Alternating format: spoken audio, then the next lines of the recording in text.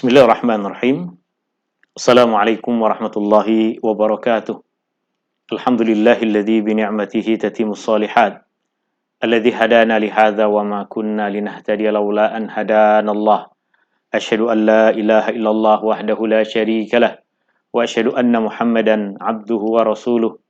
Allahumma shalli ala Muhammad wa ala ali Muhammad kama shallaita ala ali Ibrahim innaka Hamidum Majid.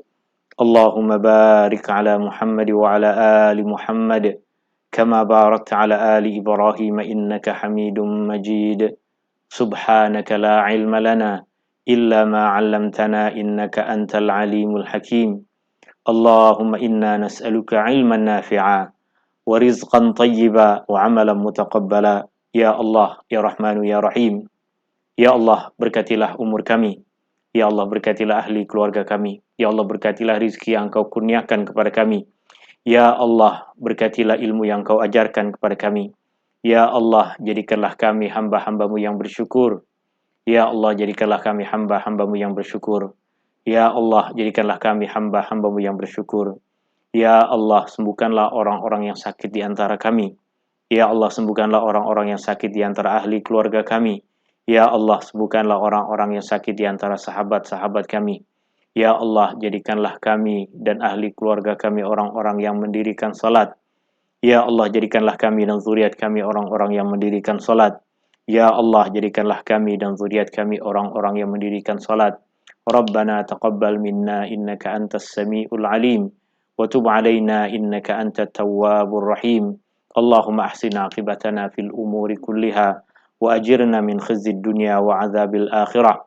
Rabbana atina fid dunya hasanah wa fil akhirati hasanatan wa qina adzaban nar. Wa sallallahu ala nabiyyi Muhammadin wa ala alihi wa sahbihi wa baraka wa sallam. Walhamdulillahi rabbil alamin. Tuan-tuan dan puan-puan yang dirahmati Allah Subhanahu wa taala, ini adalah perjumpaan kita yang ke-13 dalam mempelajari ayat dan hikmah dari surah Thaha. Dalam majelis ilmu kita di petang hari ini, insyaAllah kita akan membaca ayat yang ke-77 sehingga ayat yang ke-82. Surah Thaha masuk dalam himpunan surah-surah Makkiyah yang diturunkan kepada Rasulullah SAW sebelum Rasulullah SAW hijrah ke Madinah. Dan tema utama dari surah ini adalah menyebarkan dakwah dengan penuh kesabaran. Rasulullah SAW diperintahkan untuk berdakwah dan Rasulullah SAW diperintahkan untuk bersabar dalam berdakwah. Kita pun diperintahkan untuk berdakwah dan kita pun diperintahkan untuk bersabar dalam berdakwah. Untuk kita boleh bersabar seperti Rasulullah SAW bersabar dalam berdakwah, kita mesti mempelajari tentang kisah nabi-nabi terdahulu, bagaimana mereka berdakwah kepada umatnya, bagaimana mereka berdakwah kepada kaumnya. Dan di dalam surah Thaha ini Allah Subhanahu wa taala menurunkan ayat-ayat Al-Quran yang menceritakan tentang perjuangan dakwah Nabi Musa kepada Fir'aun dan perjuangan dakwah Nabi Musa kepada Bani Israel untuk mendidik Rasulullah SAW agar Rasulullah SAW boleh mengambil pengajaran dari kisah tersebut dan boleh bersabar dalam berdakwah ke jalan Allah. Surah Thaha kita boleh bahagi isi kandungannya menjadi 3 bahagian utama. Mula dari ayat yang pertama sehingga ayat yang ke-8, surah Thaha menceritakan tentang Al-Quran yang membawa peringatan. Mula dari ayat yang ke-9 sehingga ayat 98, Allah Subhanahu wa taala menceritakan tentang kisah Nabi Musa. Maka isi kandungan utama dari ayat yang ke-9 sehingga ayat yang ke-98 adalah pengajaran dakwah dari kisah Nabi Musa. Kemudian pada bahagian yang ketiga, ada perintah untuk mengambil pengajaran dari kisah-kisah Al-Quran, mula dari ayat 99 sehingga ayat yang terakhir dari surah Thaha ini. Dan ini adalah ayat-ayat yang insyaAllah kita akan pelajari dalam majelis ilmu kita di petang hari ini. Sila tuan-tuan dan puan-puan sediakan nota tafsir Ibnu Katsir. Tuan-tuan dan puan-puan juga boleh sediakan mushaf Al-Quran yang ada terjemahannya untuk kita tengok pada ayat-ayat yang tengah kita pelajari ini, dan mungkin nanti ada ayat-ayat lain yang berkaitan dengan apa yang tengah kita bahas. Kita baca terjemahan ringkas dari ayat ini, baru kemudian kita tengok kepada perincian dari apa yang ditulis oleh Al-Imam Ibnu Katsir di dalam tafsirnya. Allah Subhanahu wa taala berfirman, A'udzubillahi minasyaitonir rajim. Walaqad auhayna ila Musa an asri bi'ibadi fadrib lahum tariqan fil bahri yabasa la takhafu darakan wa la takhsha. Dan demi sesungguhnya kami telah wahyukan kepada Nabi Musa, hendaklah engkau membawa hamba-hambaku, yaitu kaummu, keluar menggembara pada waktu malam. Allah perintahkan Nabi Musa untuk membawa Bani Israel keluar dari Mesir, berhijrah ke tempat yang diperintahkan oleh Allah Subhanahu wa taala untuk mereka berhijrah. Fadrib lahum tariqan fil bahri yabasa. Kemudian pukullah air laut dengan tongkatmu untuk mengadakan jalan yang kering bagi mereka di laut itu, untuk memberikan laluan bagi kaummu di laut itu. Allah memerintahkan Musa untuk memukulkan tongkatnya di laut, dan Allah perlihatkan kepada Nabi Musa, kepada Banu Israel, kepada Fir'aun dan tentara Fir'aun, kebesaran mukjizat Nabi Musa yang Allah Subhanahu wa taala berikan kepadanya. Lautan terbelah dan bahagian dasar lautan tersebut kering untuk dilalui oleh Nabi Musa dan Banu Israel. La takhafu daraka wa la takhsha. Dan janganlah engkau menaruh bimbang daripada ditangkap oleh musuh, dan jangan pula engkau takut tenggelam. Fa'atba'ahum fir'aunu bijunudihi faghashiyahum minal yammi ma ghashiyahum. Maka Fir'aun pun mengejar mereka bersama-sama dengan tenteranya. Lalu dia dan orang-orangnya diliputi oleh air laut yang menenggelamkan mereka semua dengan cara yang sedahsyat-dahsyatnya. Allah memberikan keselamatan kepada Nabi Musa, Allah memberikan keselamatan kepada Banu Israel, dan Allah tenggelamkan Fir'aun dengan tentara-tentaranya. Wa adalla Fir'aunu qaumahu wa ma hada.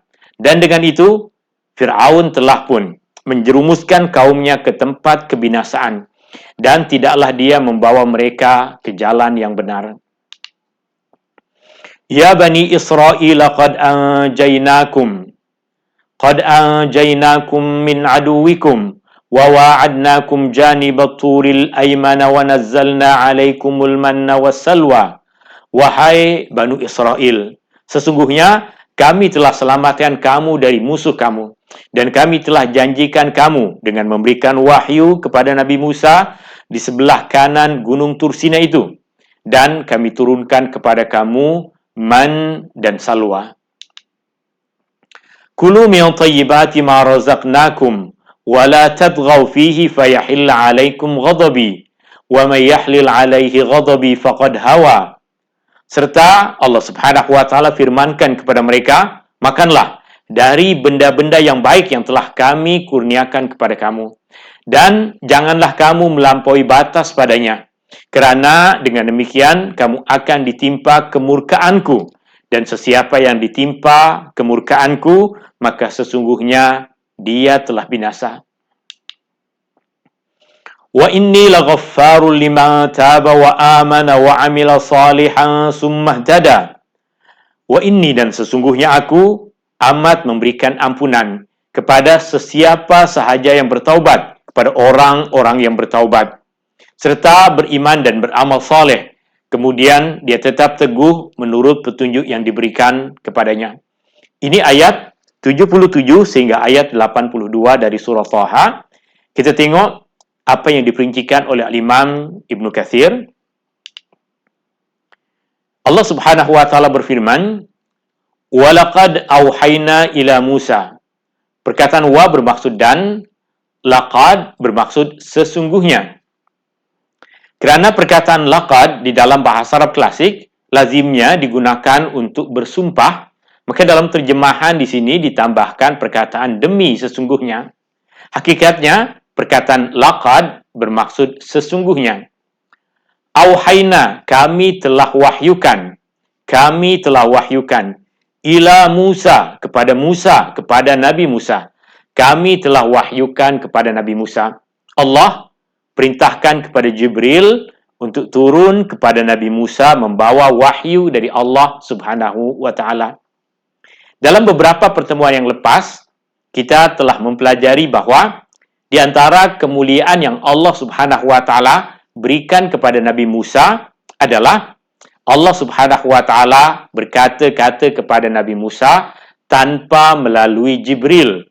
Allah berkata-kata kepada Nabi Musa, wa kallamallahu Musa taklima. Allah berkata-kata kepada Nabi Musa tanpa melalui Jibril.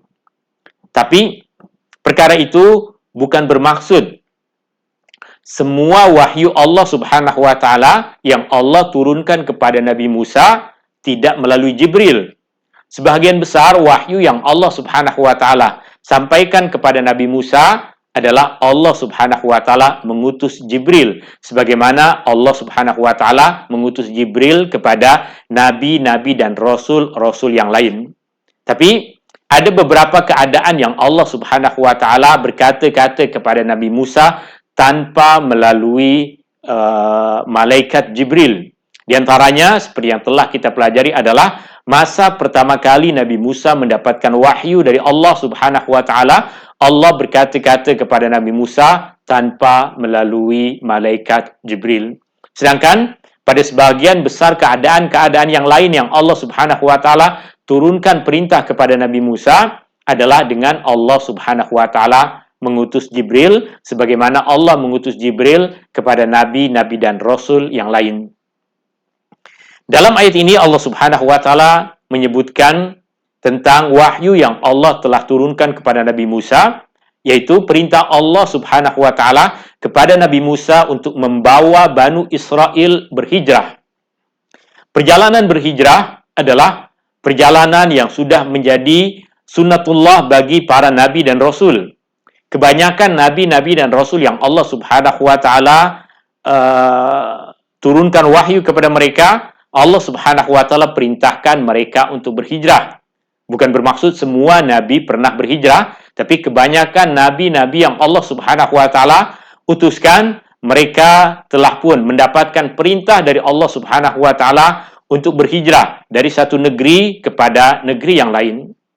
Nabi yang paling jauh perjalanan hijrahnya adalah Nabi Adam, berhijrah dari syurga ke bumi ini. Nabi Ibrahim pun diperintahkan oleh Allah Subhanahu wa taala untuk berhijrah. Nabi Ibrahim berasal dari Irak. Kemudian Allah perintahkan Nabi Ibrahim untuk hijrah ke Palestina. Kemudian Allah Subhanahu wa taala perintahkan Nabi Ibrahim untuk hijrah ke Mesir. Kemudian Allah perintahkan Nabi Ibrahim untuk hijrah ke Mekah. Kemudian Allah perintahkan Nabi Ibrahim untuk hijrah kembali ke Palestina. Perjalanan hijrah Nabi Ibrahim. Allah Subhanahu wa taala pun memberikan perjalanan hijrah kepada Nabi Yusuf, meskipun bukan dilalui dengan perjalanan yang biasa. Perjalanan yang Nabi Yusuf dibuang oleh abangnya, kemudian dibawa oleh peniaga yang membawa barang perniagaan ke Mesir, itu perjalanan hijrah Nabi Yusuf. Nabi Musa pun diperintahkan oleh Allah Subhanahu wa taala pada ayat yang tengah kita pelajari ini untuk berhijrah, membawa Banu Israel keluar dari Mesir. Kenapa para nabi, para rasul diperintahkan untuk berhijrah? Rasulullah sallallahu alaihi wasallam diperintahkan untuk berhijrah dari Mekah ke Madinah. Di antara sebab utama dari hijrah adalah Allah Subhanahu wa taala mahu memberikan ujian kepada hamba-hambanya. Kerana meninggalkan satu tempat yang kita telah biasa duduk di dalamnya adalah satu perkara yang susah. Maka perintah hijrah adalah perintah untuk menguji para nabi dan rasul ketaatan mereka kepada Allah Subhanahu wa taala.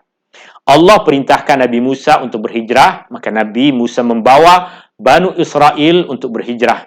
Allah perintahkan Rasulullah sallallahu alaihi wasallam untuk berhijrah, maka Rasulullah sallallahu alaihi wasallam dan para sahabat berhijrah meninggalkan kampung halaman mereka untuk pergi ke satu negeri yang Allah Subhanahu wa taala perintahkan mereka untuk berhijrah kepadanya.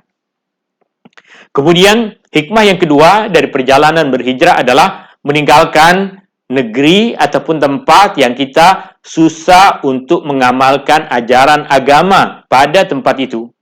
berhijrah ke tempat yang kita mendapatkan kemudahan untuk menjalankan agama Allah Subhanahu wa taala, untuk kita menjalankan perintah Allah Subhanahu wa taala. Susah bagi Rasulullah sallallahu alaihi wasallam di Mekah untuk membina masjid. Di Madinah selepas hijrah, mudah bagi Rasulullah sallallahu alaihi wasallam untuk membina masjid, untuk salat berjamaah, untuk bila-bila masa Rasulullah menghimpunkan para sahabat untuk menyampaikan apapun kebaikan kepada mereka. Itu di antara tujuan utama dari berhijrah adalah untuk meninggalkan negeri yang kita susah untuk menjalankan perintah Allah kepada negeri yang kita mudah untuk menjalankan perintah Allah Subhanahu wa taala. Maka tidak sepatutnya kita berpindah kepada tempat yang lain. Contohnya, kita berada di tempat yang kita mudah untuk menjalankan perintah Allah, mudah untuk menjalankan ajaran agama Allah, mudah untuk mendirikan salat. Kita pula pergi ke tempat yang nak salat saja susah, nak ambil air wuduk saja, kita kena bersembunyi-sembunyi nak mendirikan salat, takut dengan gangguan orang.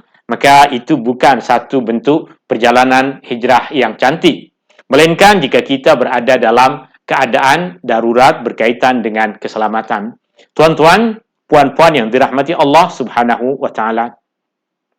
Dalam ayat ini Allah Subhanahu wa taala memerintahkan kepada Nabi Musa, "An asri bi'ibadi." Hendaklah engkau membawa hamba-hambaku, yaitu kaummu Banu Israel, keluar berhijrah, keluar menggembara meninggalkan Mesir ke tempat yang telah Allah perintahkan kepada mereka pada waktu malam. Perkataan asri adalah bentuk fi'il amar dari perkataan asra yusri. Dalam surah Al-Isra, Allah Subhanahu wa taala berfirman, "Subhanalladzi asra bi'abdihi."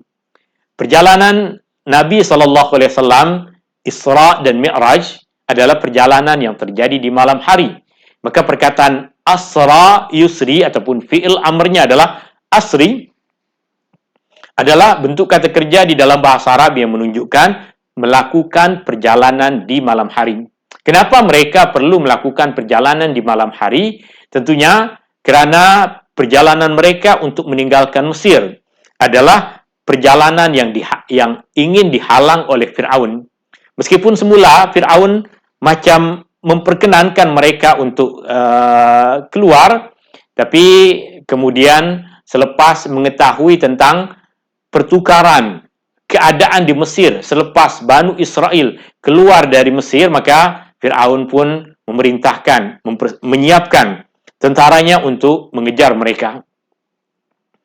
Al-Imam Ibnu Katsir berkata, Allah berfirman bahawa dia memerintahkan Nabi Musa alaihi salam sesudah Fir'aun enggan memberikan izin kepadanya untuk membawa Bani Israel bersama dengannya. Fir'aun menolak untuk memberikan izin, meskipun pada permulaannya macam Fir'aun mahu memperkenankan ataupun mahu menghalau mereka semua dari Mesir. Tapi kerana pandangan-pandangan dari penasihat-penasihat Fir'aun yang menjelaskan bahawa keluarnya Banu Israel dari Mesir boleh mengganggu keadaan sosial di Mesir, boleh mengganggu kehidupan ekonomi di Mesir, maka Fir'aun menolak untuk memberikan izin kepada Nabi Musa untuk membawa Banu Israel keluar dari Mesir. Supaya Musa membawa mereka pergi, Allah Subhanahu wa taala perintahkan supaya Musa membawa mereka pergi pada waktu malam untuk menyelamatkan mereka dari penindasan Fir'aun. Allah Subhanahu wa taala banyak menceritakan tentang peristiwa ini di dalam Al-Quran. Allah Subhanahu wa taala telah menceritakan kisah ini dalam surah-surah lain di dalam Al-Quran. Di antaranya adalah apa yang boleh kita tengok di dalam surah Asy-Syu'ara, surah 26 ayat 53, di mana pada ayat yang ke-53 ini Allah Subhanahu wa taala berfirman, Allah Subhanahu wa taala berfirman menceritakan tentang Fir'aun selepas Fir'aun menyadari realiti bahawa Banu Israel telah pun keluar dari Mesir di malam hari. Fa'arsala Fir'aunu fil madaini hasyirin. Maka Fir'aun mengutus orang-orangnya ke bandar-bandar yang berada di negeri Mesir untuk mengumpulkan tentaranya. Artinya, Fir'aun untuk dia mengejar Banu Israel pada ketika itu. Dia tidak merasa cukup dengan tentara yang ada di bandar dekat tempat Fir'aun duduk. Fir'aun tidak merasa cukup dengan askar dan tentara yang ada di kawasan itu sahaja. Yang dia lakukan adalah dia memerintahkan tentara tersebut untuk mengambil orang-orang dari kampung-kampung yang lain, dari negeri-negeri yang lain. Kerana mereka yang pertama ingin membawa balik Banu Israel. Ataupun jika tidak, maka mereka boleh membantai habis, menghabiskan Banu Israel yang pergi keluar bersama dengan Nabi Musa. Pada ayat-ayat selepasnya Allah Subhanahu wa taala berfirman, ayat 54, 55 dari surah Asy-Syu'ara, "Inna haula'i lasyirzimatun qalilun." Fir'aun berkata kepada tentara-tentaranya, sesungguhnya mereka ini, orang-orang pengikut Nabi Musa, adalah segolongan kecil. Wa innahum lana laghaidhun, dan sesungguhnya mereka melakukan perkara yang menyebabkan kita marah. Mereka telah melakukan perkara yang menyebabkan kita marah. Yang pertama, Fir'aun telah pun kalah dalam perkara yang telah kita pelajari dalam pertemuan yang lepas, di mana ahli-ahli sihir yang dibawa oleh Fir'aun telah pun kalah dengan mukjizat yang Allah Subhanahu wa taala perlihatkan kepada Nabi Musa. Kemudian Fir'aun mengumpulkan semua pasukannya. Lalu dia memimpin pasukan itu sendiri untuk mengejar mereka. Ini Allah Subhanahu wa taala firmankan dalam surah Asy-Syu'ara ayat yang ke-60, fa'atba'uhum musyriqin. Fa'atba'uhum, fa bermaksud maka, atba'uhum, mereka mengejar Banu Israel, mereka mengejar mereka. Perkataan huruf waw yang ada pada perkataan fa'atba'u ini adalah huruf yang menunjukkan bahwa kata kerja atba'a ini digunakan untuk orang ramai. Mereka mengejar. Dan perkataan hum juga bermaksud mereka mengejar mereka. Jika kita tak tahu konteks ayat ini, maka kita tak tahu siapa yang mengejar siapa. Tapi kerana kita dah tahu dari konteks ayat, Fir'aun dan tentaranya mengejar Musa dan Banu Israel, maka perkataan mereka yang pertama digunakan untuk Fir'aun dan bala tentaranya. Perkataan mereka yang kedua digunakan untuk Nabi Musa dan kaumnya, Banu Israel. Kerana untuk memberikan kemudahan, maka di dalam terjemahan kita selalu jumpai tambahan perkataan, maka Fir'aun dan tenteranya pun mengejar mereka. Di dalam ayat yang kita baca ini, tiada perkataan Fir'aun dan tiada perkataan yang bermaksud tentara. Tapi terjemahan tentunya tujuannya adalah untuk memberikan kita kefahaman. Jika ayat ini diterjemahkan perkata, maka fa'atba'uhum, mereka mengejar mereka, lalu mereka mengejar mereka, maka mereka mengejar mereka. Kemudian perkataan musyriqin, ia berasal dari perkataan al-isyraq. Apa maksud dari perkataan isyraq? Tuan-tuan dan puan-puan yang rajin pergi ke masjid, solat subuh, tentu sudah terbiasa dengan mendengar perkataan al-isyraq. Al-isyraq maksudnya adalah terbit matahari di pagi hari. Matahari terbit di pagi hari dinamakan sebagai isyraq. Musyriq adalah orang yang melakukan perjalanan di awal pagi. Orang yang melakukan perjalanan ketika matahari mula terbit. Perkataan musyrik bukan maksud orang yang melakukan syirik. Perkataan musyrik adalah perkataan musyrik yang bermaksud orang yang melakukan syirik. Ia adalah perkataan yang menggunakan huruf kaf. Musyrik. Sedangkan ini dengan huruf qaf. Musyriq, musyriqin. Meskipun kita tahu Fir'aun dan para pengikutnya adalah orang-orang musyrik, orang-orang yang menyekutukan Allah, tapi perkataan musyriqin di dalam ayat ini bukan bermaksud orang-orang yang musyrik, tapi ianya bermaksud orang-orang yang melakukan perjalanan di awal pagi, orang-orang yang melakukan perjalanan ketika matahari terbit. fa'atba'uhum musyriqin. Maka Fir'aun dan tenteranya mengejar Nabi Musa dan Bani Israel. Mereka semua keluar ketika matahari terbit. Artinya, Nabi Musa dan Bani Israel telah pun meninggalkan Mesir di malam hari. Mereka baru sadar akan perkara itu dan menghimpunkan orang menjelang masuk waktu pagi. Dan mereka mula perjalanan mereka untuk mengejar Nabi Musa dan Bani Israel bersamaan dengan terbit matahari. Sehingga hanya perbezaan masa beberapa jam sahaja antara Nabi Musa dan Bani Israel keluar dari Mesir dan Fir'aun serta tentaranya berhasil dihimpunkan dan mengejar mereka. Tentunya Nabi Musa melakukan perjalanan bersama dengan Bani Israel yang terdiri dari orang-orang dewasa, kanak-kanak, lelaki, perempuan, orang yang tua, orang yang sihat, orang yang sakit, sehingga tentu perjalanan mereka akan lebih lambat dibandingkan dengan perjalanan Fir'aun bersama dengan tentara. Di mana dalam perjalanan Fir'aun bersama dengan tentaranya, tentu yang melakukan perjalanan tersebut hanyalah orang-orang yang sudah terbiasa untuk membawa kenderaan dengan laju, orang-orang yang sudah terbiasa untuk melakukan perjalanan jauh untuk berperang. Maka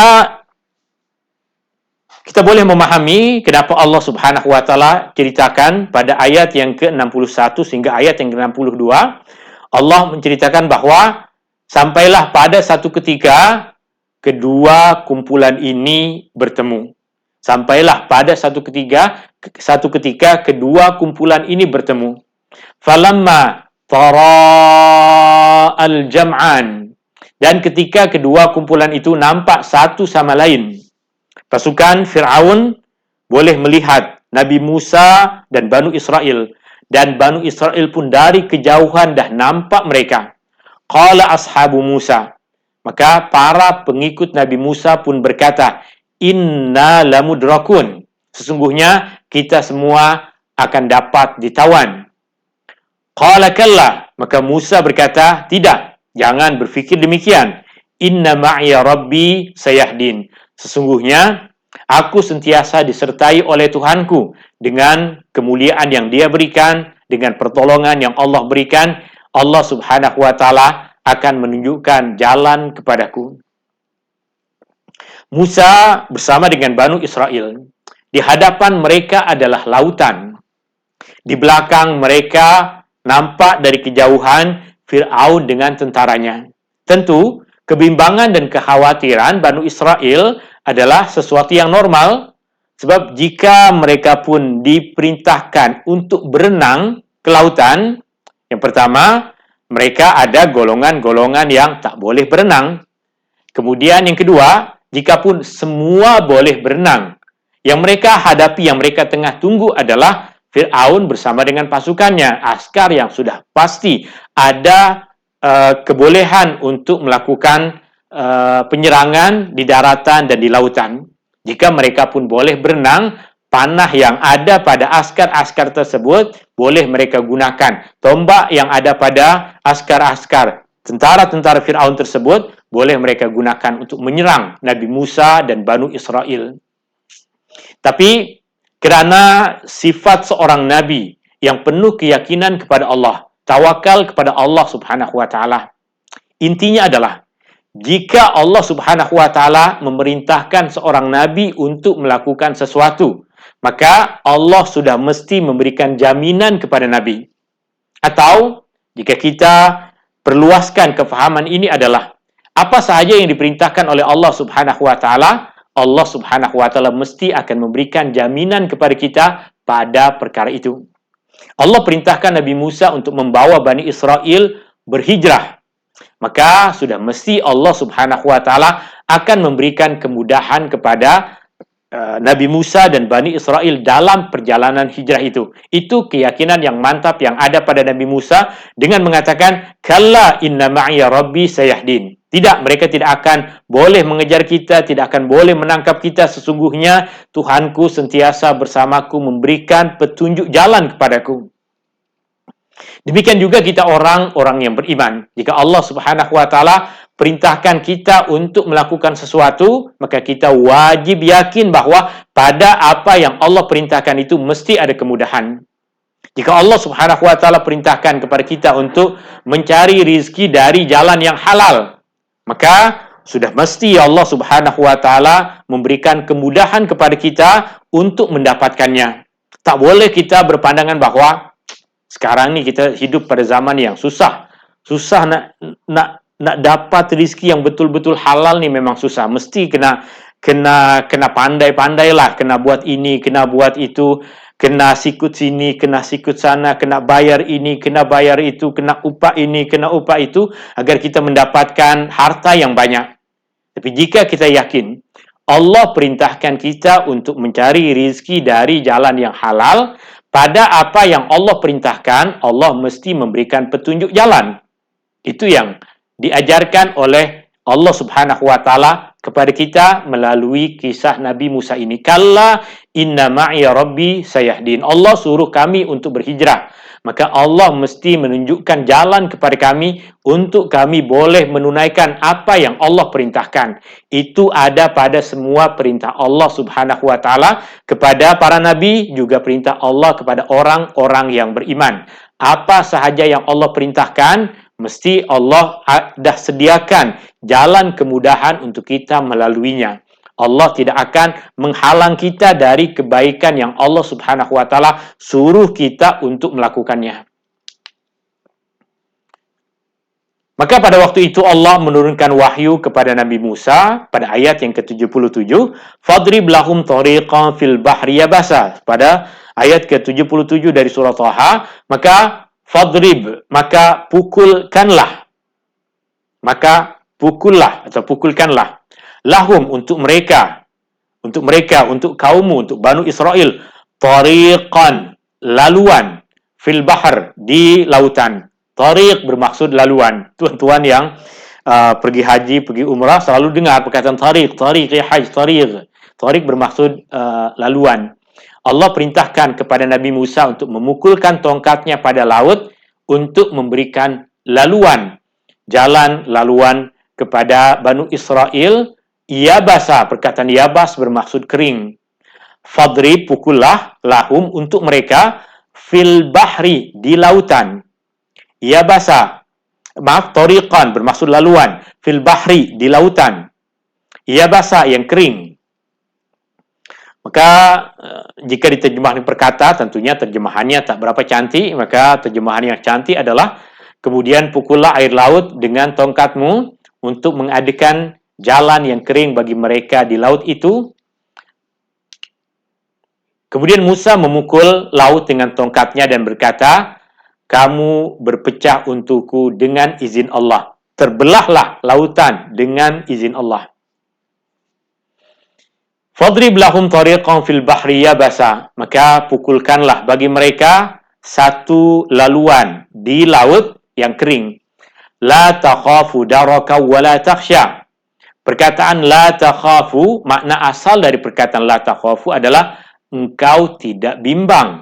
Engkau tidak bimbang.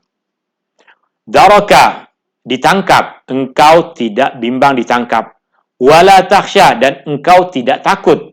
Engkau tidak bimbang ditangkap dan engkau tidak takut. Allah menceritakan kepada Nabi Musa bahwa itulah keadaan kamu. Itulah sepatutnya keadaan yang ada pada kamu. Kemudian Al-Imam Ibnu Katsir memberikan perincian kepada maksud. Maksud engkau tidak bimbang ditangkap dan maksud dari engkau tidak takut. Al-Imam Ibnu Katsir mengatakan, yaitu janganlah kamu bimbang Fir'aun dan tenteranya akan mengejar kamu, dan jangan pula kamu takut lautan akan menenggelamkan kamu. Padahal apa yang Allah ceritakan kepada kita tentang kisah terbelahnya lautan, maka laluan yang dilalui oleh Nabi Musa dan Banu Israel adalah laluan yang kering. Sementara di kiri dan kanan mereka adalah air laut yang setinggi gunung. Di belakang mereka dari kejauhan nampak Fir'aun dan tenteranya, tengah memacu kuda mereka dengan laju untuk mengejar Nabi Musa dan Banu Israel. Tapi kerana tawakal dan keyakinan Nabi Musa kepada apa yang Allah Subhanahu wa taala perintahkan, maka Nabi Musa menunaikan apa yang Allah Subhanahu wa taala suruh. Kemudian dinyatakan di dalam ayat selepasnya, fa'atba'ahum fir'aunu bijunudihi faghashiyahum minal yammi ma ghashiyahum. Maka Fir'aun pun mengejar mereka bersama dengan tenteranya. Lalu dia dan orang-orangnya diliputi oleh air laut yang menenggelamkannya. Selepas Allah menyelamatkan Nabi Musa dan Banu Israel ketika Fir'aun dan tenteranya berada di tengah lautan, Allah Subhanahu wa taala perintahkan kepada lautan tersebut untuk kembali kepada bentuk asalnya, yang dengan itu tenggelamlah Fir'aun bersama dengan semua tentaranya. Wa adalla fir'aunu qaumahu wa ma hada. Perkataan wa adalla fir'aunu, makna asal dari perkataan adalla adalah menyesatkan. Fir'aun menyesatkan qaumahu, kaumnya. Fir'aun menyesatkan kaumnya. Wa ma hada, dan dia tidak memberikan petunjuk. Ada 3 makna yang boleh kita pahami dari ayat ini. Makna yang pertama adalah Fir'aun yang mengaku diri sebagai Tuhan. Fir'aun yang telah memperbodoh masyarakat Mesir untuk mereka menyembah Fir'aun. Hakikatnya Fir'aun telah menyesatkan mereka. Fir'aun tidak memberikan petunjuk kepada mereka. Itu makna yang pertama. Makna yang kedua adalah apa yang dilakukan oleh Fir'aun bersama dengan para pengikutnya. Ketika Fir'aun memerintahkan mereka untuk mengejar Banu Israel, ketika Fir'aun memerintahkan tentaranya untuk mengejar Banu Israel, menyebabkan mereka binasa di tengah lautan, adalah perbuatan yang disifatkan sebagai Fir'aun telah menyesatkan mereka, menjerumuskan mereka kepada kebinasaan, dan yang dilakukan oleh Fir'aun bukan perkara yang betul. Kemudian makna yang ketiga berkaitan dengan wa adalla fir'aunu qaumahu wa ma hada adalah Fir'aun telah pun membawa pengikutnya ke dalam api neraka yang sangat panas, dan apa yang dibawa oleh Fir'aun adalah kesesatan, bukan petunjuk. Artinya ayat ini menjelaskan tentang 3 keadaan. Yang pertama, keadaan hakikat Fir'aun yang memang dia telah menyesatkan kaumnya. Yang kedua, Fir'aun yang membawa Banu Israel. Fir'aun yang membawa tentaranya mengejar Banu Israel adalah satu perkara yang menyesatkan, telah menjerumuskan tentaranya kepada kebinasaan. Dan yang ketiga adalah di akhirat nanti Fir'aun akan memimpin kaumnya kepada kebinasaan di hari kiamat. 2 makna yang kedua dan ketiga, 2 makna, yaitu makna yang kedua dan makna yang ketiga, ini yang disebutkan oleh Imam Ibnu Katsir di dalam tafsirnya. Beliau mengatakan, sebagaimana Fir'aun memimpin tentaranya lalu membawa mereka tenggelam ke dalam lautan, maka tersesatlah mereka, terjerumuslah mereka ke dalam kebinasaan. Dia tidak memberikan petunjuk kepada mereka kepada jalan yang benar. Demikian halnya pada hari kiamat nanti Fir'aun berada di hadapan mereka, akan memimpin mereka, membimbing mereka ke dalam neraka. 2 makna yang disebutkan oleh Imam Ibnu Katsir berkaitan dengan realiti yang Fir'aun membawa tentaranya kepada kebinasaan dengan menenggelamkan mereka, membawa mereka kepada tempat yang menyebabkan mereka tenggelam di dalam lautan. Dan yang kedua adalah Fir'aun akan membimbing kaumnya, pengikutnya, untuk masuk ke dalam api neraka pada hari kiamat kelak. Adapun makna yang pertama itu tentunya makna yang kita fahami dari dakwaan Fir'aun kepada Banu Israel, yang dia menganggap bahwa dirinya mampu memberikan petunjuk kepada mereka, yang justru petunjuk yang Fir'aun berikan kepada masyarakat Mesir pada ketika itu adalah petunjuk kesesatan. Kemudian Allah Subhanahu wa taala berfirman, Ya Bani Israel, qad anjaynakum min aduwikum. Wahai Bani Israel, sesungguhnya kami telah menyelamatkan kamu dari musuh kamu. Allah menyebut nikmat dan limpah kurnianya kepada Bani Israel, bahwa Allah telah menyelamatkan mereka dari musuh mereka, yaitu Firaun, dan memberikan ketenangan kepada hati mereka, menenangkan hati mereka, dengan memperlihatkan kepada mereka kebinasaan Fir'aun serta tentaranya yang tenggelam pada waktu yang sama di pagi itu. Sehingga tiada seorang pun daripada mereka yang selamat. Al-Imam Al-Bukhari meriwayatkan dari Ibnu Abbas, perlu tuan-tuan dan puan-puan perhatikan terjemahan dan teks Arab dari hadis ini ada pada nota yang saya kongsikan kepada tuan-tuan dan puan-puan. Notanya ada pada muka surat, boleh jika tuan-tuan dan puan-puan nak tengok nota tafsir Ibnu Katsir. Teks hadis ini ianya ada pada muka surat 51. Teks hadis dan terjemahannya ada pada muka surat 51 pada paragraf yang bawah. Apa yang perlu kita perhatikan adalah teks Arab yang ada pada nota ini susunannya terbalik. Teks Arab yang ada pada susunan nota ini susunannya terbalik. Ini saya baru saja install Windows, maka ada sedikit permasalahan pada font Arab yang menyebabkan teks Arab yang ada pada nota ini ianya terbalik, tapi terjemahannya betul. Kemudian ayat-ayat Al-Quran saya perhatikan semuanya tersusun dengan betul. Yang terbalik adalah teks hadis. Teks hadis ini ianya tidak tersusun. Semua perkataannya betul, tapi susunannya terbalik. Oke, kita baca terjemahannya tanpa kita membaca teks hadis yang berbahasa Arab. Al-Imam Al-Bukhari meriwayatkan daripada sahabat Nabi SAW, Ibnu Abbas radhiyallahu anhu yang berkata, ketika Rasulullah SAW tiba di Madinah, beliau mendapatkan orang-orang Yahudi berpuasa pada hari Ashura, pada hari ke-10 bulan Muharram.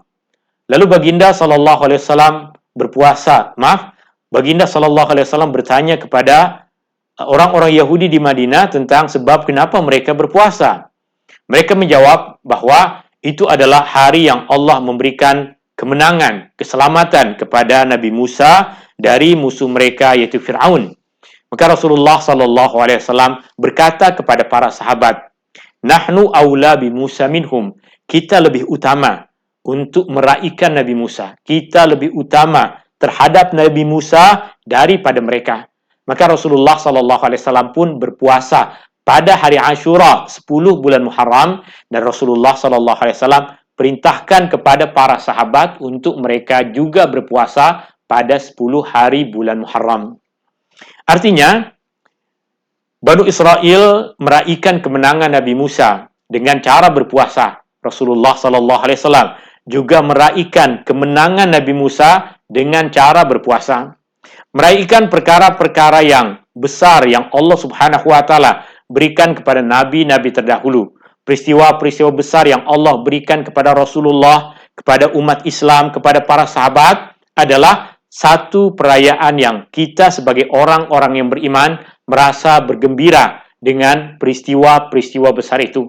Kemenangan yang Allah berikan kepada Rasulullah dalam perang Badar, kemenangan yang Allah Subhanahu wa taala berikan kepada Rasulullah sallallahu alaihi wasallam untuk Rasulullah kembali menguasai kota Mekah, peristiwa yang Allah Subhanahu wa taala menurunkan kepada Rasulullah sallallahu alaihi wasallam perintah untuk mendirikan solat 5 waktu, perintah kepada Rasulullah sallallahu alaihi wasallam untuk berpuasa di bulan Ramadan. Semua perkara dalam sejarah tersebut kita raikan dalam kehidupan kita sehari-hari dengan mempelajari riwayat hidup Rasulullah sallallahu alaihi wasallam dengan memperbanyak ketaatan kepada Allah Subhanahu wa taala melalui petunjuk yang diajarkan oleh Rasulullah sallallahu alaihi wasallam. Kemudian Allah berfirman, "Wa wa'adnakum janibat turil aiman." Dan kami telah janjikan kamu dengan memberikan wahyu kepada Nabi Musa di sebelah kanan gunung Tursina, atau di sebelah kanan bukit Tursina. Kemudian Allah berjanji kepada Musa dan Bani Israel setelah kehancuran Fir'aun. Perjanjian tersebut yang Allah berikan kepada Nabi Musa dan Bani Israel terjadi di sebelah kanan bukit Tur atau bukit Tursina. Allah memberikan kepadanya kitab Taurat di tempat itu. Wa nazzalna 'alaikumul manna wassalwa, dan kami turunkan kepada kamu manna wassalwa, man dan salwa. Man dan salwa adalah dua jenis makanan yang Allah Subhanahu wa taala kurniakan kepada Banu Israel ketika mereka berada di semenanjung Tur Saina. Ketika mereka berada di sana, tentunya keadaan mereka jauh berbeza dengan keadaan di Mesir. Di Mesir, negeri yang mudah untuk mereka bercocok tanam, mudah untuk mereka mendapatkan hasil dari Sungai Nil. Tapi bukit semenanjung Saina adalah semenanjung yang kering. Maka Allah Subhanahu wa taala memberikan kurnianya kepada Banu Israel dengan memberikan kepada mereka al-man dan salwa. Al-man adalah sejenis makanan yang rasanya manis diturunkan dari langit kepada Bani Israel. Salwa ialah sejenis burung yang turun kepada mereka, kemudian mereka mengambilnya mengikut keperluan mereka sehingga keesokan harinya sebagai tanda rahmat dan kebaikan Allah kepada mereka. Allah kemudian berfirman, "Kulu min thayyibati ma razaqnakum wa la tatghaw fihi fayahilla 'alaikum ghadabi." Makanlah dari benda-benda yang baik yang kami kurniakan kepada kamu, dan janganlah kamu melampaui batas padanya, kerana dengan yang demikian kamu akan ditimpa kemurkaanku. Yaitu, makanlah dari rizki yang telah aku kurniakan kepada kamu, dan janganlah kamu tamak dengannya dengan mengambil lebih dari apa yang kamu perlukan. Wa may yahlil 'alaihi ghadabi faqad hawa, dan sesiapa yang ditimpa kemurkaanku maka sesungguhnya binasalah dia. Perkataan hawa diterjemahkan di sini dengan maksud binasa. Ini adalah makna yang diriwayatkan dari sahabat Nabi sallallahu alaihi wasallam Abdullah bin Abbas menerjemahkan atau mentafsirkan perkataan hawa dengan maksud syaqi yang bermaksud buruk ataupun binasa. Kemudian makna yang kedua dari perkataan hawa adalah jatuh. Makna yang kedua dari perkataan hawa adalah jatuh. Dan maksud dari jatuh di sini adalah jatuh ke dalam lubang api neraka. Maka di antara sifat yang Allah Subhanahu wa taala sebutkan tentang neraka adalah al-hawiyah, tempat yang sangat dalam, tempat yang orang jika mendekatinya boleh jatuh ke dalamnya. Perkataan hawa boleh bermaksud binasa, boleh bermaksud jatuh, masuk ke dalam api neraka. Ayat yang terakhir, Allah Subhanahu wa taala berfirman, "Wa inni laghaffaru liman taba wa amana wa amila salihah, tsumma ihtada." Sesungguhnya aku amat memberi ampunan. Ghaffar, Allah sentiasa memberikan ampunan kepada orang yang bertaubat, orang yang beriman dan beramal saleh. Kemudian dia tetap berpegang teguh kepada petunjuk yang Allah Subhanahu wa taala berikan kepadanya. Allah Maha memberikan ampunan. Allah sentiasa memberikan ampunan. Ini bermakna setiap yang bertaubat kepadaku, bertaubat kepada Allah, aku mesti terima taubatnya dari segala dosa yang telah dia lakukan. Bahkan Allah telah menerima taubat Bani Israel yang menyembah anak lembu kerana mereka benar-benar telah bertaubat kembali kepada Allah. Orang yang melakukan syirik, yaitu dosa yang paling besar sekalipun, jika mereka betul bertaubat kepada Allah, Allah Subhanahu wa taala mesti terima taubat mereka. Allah Subhanahu wa taala mesti memberikan ampunan kepada mereka. Maka tiada dosa yang besar jika kita hadapkan dengan ampunan Allah. Jika kita bertaubat dan kita hadapkan dosa yang besar itu kepada ampunan Allah, maka tiada dosa yang besar. Tetapi tiada dosa yang remeh. tiada dosa yang kecil jika kita hadapkan ia dengan kemurkaan Allah, jika kita hadapkan ia dengan azab dan siksa Allah Subhanahu wa taala. Maka jangan kita menganggap ringan dosa jika kita jauh dari taubat. Jangan juga kita menganggap susah taubat kita diterima oleh Allah Subhanahu wa taala jika kita memang sudah menyesal dari dosa dan mahu kembali kepada Allah Subhanahu wa taala. Tuan-tuan dan puan-puan yang dirahmati Allah Subhanahu wa taala, banyak pengajaran yang tadi telah kita bahas, di antaranya adalah hijrah di jalan Allah. Sebagaimana tadi Allah perintahkan Nabi Musa dan Bani Israel untuk meninggalkan Mesir, berhijrah ke tempat yang Allah Subhanahu wa taala perintahkan kepada mereka. Hijrah di jalan Allah adalah perintah Allah.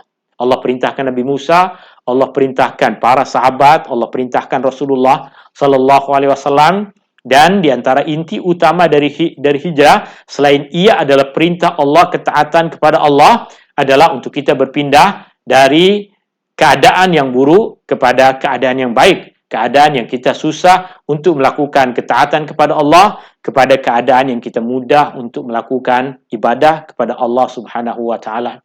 Yang kedua, Allah mesti memberikan jalan kebaikan. Allah mesti memberikan jalan kebaikan bagi orang-orang yang bertawakal kepadanya, orang yang mengikuti jalan Allah, orang yang mengikuti jalan Allah, orang yang tunduk pada perintah Allah, mesti Allah berikan jalan kemudahan.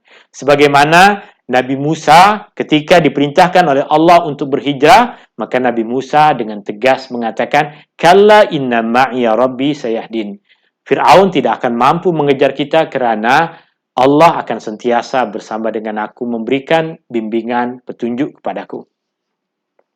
Dan pengajaran yang ketiga, tuan-tuan dan puan-puan yang dirahmati Allah Subhanahu wa taala, adalah Allah perintahkan kita untuk makan dari rezeki yang baik yang Allah kurniakan, dan janganlah kita melampau. Khususnya pada bulan Syawal ini yang kita banyak berjumpa dengan kawan-kawan kita, saudara mara kita, banyak jemputan untuk kita makan dan minum. Maka apa yang Allah firmankan kepada Bani Israel tadi adalah pengajaran untuk kita, makanlah dari makanan-makanan yang baik yang Allah Subhanahu wa taala kurniakan kepada kita, tapi jangan berlebihan, jangan melampau. Semoga dari pertemuan ringkas yang kita pelajari di petang hari ini ada manfaat, ada kebaikannya. Hadani Allah wa iyyakum ajma'in. Allahumma arinal haqqa haqqan warzuqna tiba'ah, wa arinal batila batilan warzuqna tinaba. Allahumma anfa'na bima 'allamtana wa 'allimna ma yanfa'una wa zidna ilma. Rabbana atina fid dunya hasanah wa fil akhirati hasanatan wa qina adzaban nar. Wa sallallahu ala nabiyyi Muhammadin wa ala alihi wa sahbihi wa baraka wa sallam. Walhamdulillahi rabbil alamin. Syukran. Assalamualaikum warahmatullahi wabarakatuh.